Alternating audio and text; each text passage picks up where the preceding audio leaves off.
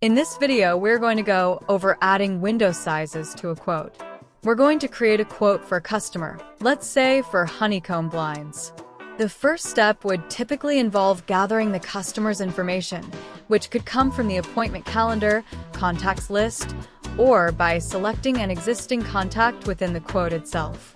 In this example, we've already saved the customer's information. You'll notice the button is updated with the customer's name, making it easy to see who the quote is for.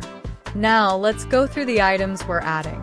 Let's say we have 3 windows in the master bedroom, so we'll start with master bedroom 1.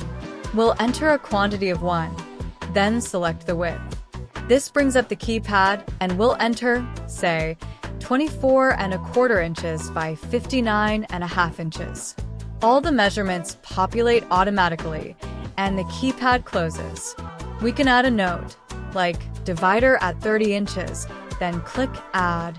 A small green bar will confirm the save, and you'll see the line item appear in the orange bar.